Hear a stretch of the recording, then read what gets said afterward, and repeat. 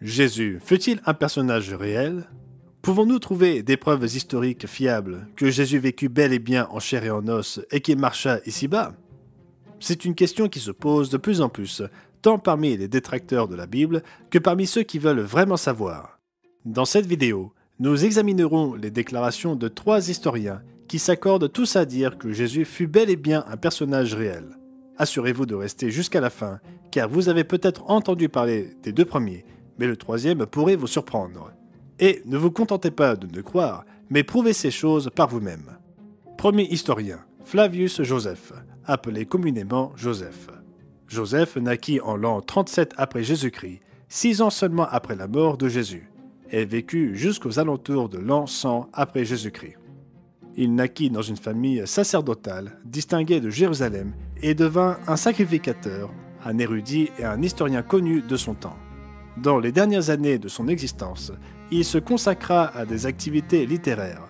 Parmi ses principaux ouvrages figurent la guerre des Juifs et les Antiquités judaïques.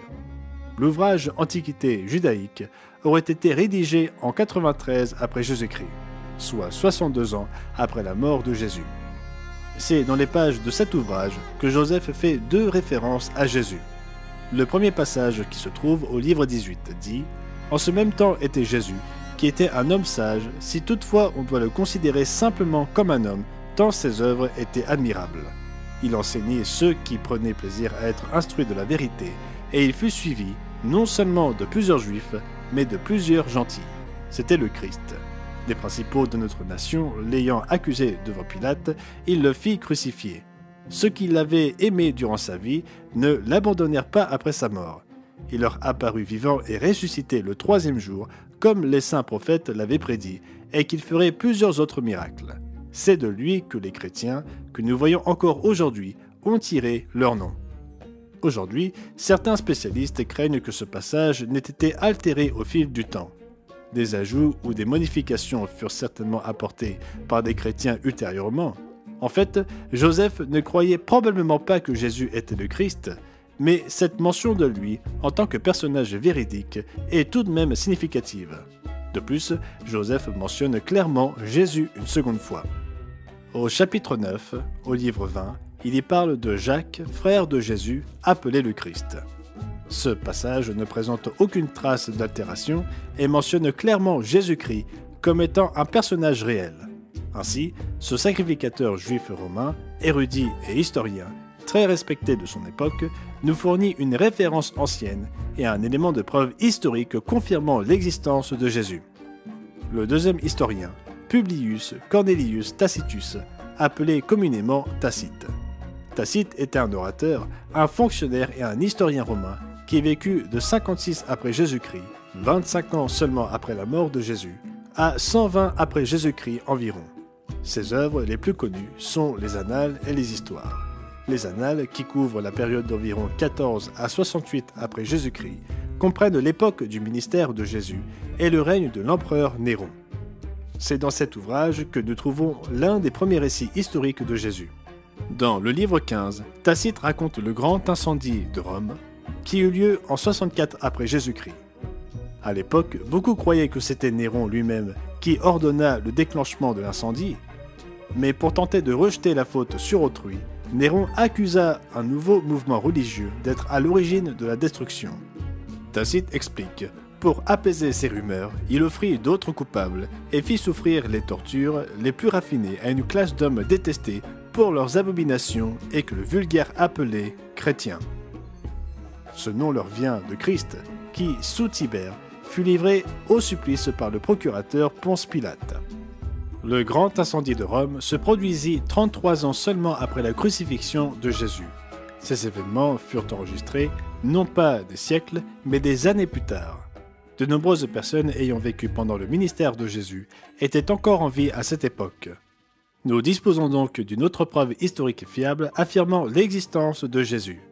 Si Joseph et Tacite sont 2 des premiers historiens à faire référence à Jésus, ils ne détiennent pas le record de la première mention. Ce record appartient à notre 3e historien mystérieux.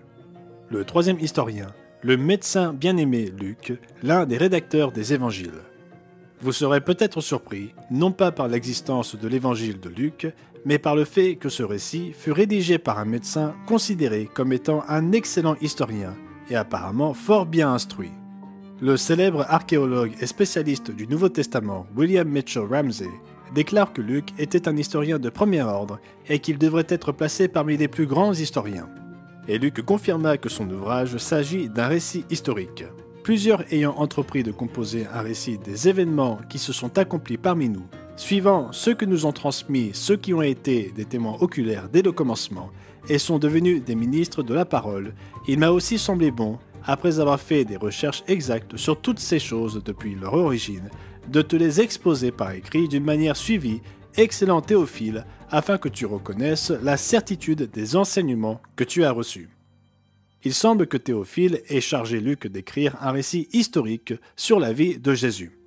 Luc aborda cette tâche de la même manière qu'un historien ou un biographe d'aujourd'hui en se rapprochant le plus possible des sources. Il interrogea des témoins oculaires de la vie de Jésus et enregistra de première main les récits attestant que Jésus fut un personnage réel. Luc prépara un récit chronologique de la vie de Jésus. C'est pourquoi les écrits de Luc contiennent des détails historiques spécifiques, à la différence des autres récits évangéliques. Par exemple, nous trouvons plusieurs références très spécifiques à des dirigeants de l'époque bien connus et à des personnes de haut rang et crédibles. Il indique des périodes précises et mentionne l'âge de Jésus-Christ à des moments clés de sa vie. Luc ne manqua pas d'inclure une chronologie précise et les noms des personnes qui auraient figuré dans la documentation et l'histoire du gouvernement romain. Son récit constitue un document historique excellent et précis. Il semble que Théophile l'ait tellement apprécié qu'il lui inspira un deuxième volume que nous appelons aujourd'hui le livre des Actes. Certains critiques de la Bible voudraient rejeter le récit de Luc, ainsi que les autres récits historiques de Matthieu, Marc et Jean, qui affirment tous l'historicité de Jésus. Mais ne pas accepter ces récits équivaudrait à rejeter également les œuvres de Joseph et de Tacite. Bien que les critiques puissent ne pas aimer la narration du récit historique de Luc, sur la question de savoir si Jésus fut ou non un personnage réel, il est en accord avec les archives historiques extra-bibliques. Jésus a-t-il vraiment existé? L'historien juif Joseph répondit par l'affirmative, tout comme l'historien romain Tacite. Le médecin chrétien Luc, qui interrogea des témoins oculaires, l'affirma également. Et ces trois sources sont loin d'être les seules. Le dossier historique est incontestable et atteste que Jésus-Christ fut un personnage bien réel. Si vous souhaitez savoir ce que Jésus enseigna, consultez notre tableau blanc. Jésus enseigna-t-il ses disciples à observer les 10 commandements? Pour avoir une explication approfondie de la validité et de l'inspiration divine des Écritures, commandez notre brochure gratuite « La Bible, réalité ou fiction ». Et si vous avez aimé cette vidéo, n'hésitez pas à l'aimer, à laisser un commentaire et à vous abonner à notre chaîne pour d'autres vidéos sur des sujets bibliques. Merci d'avoir regardé.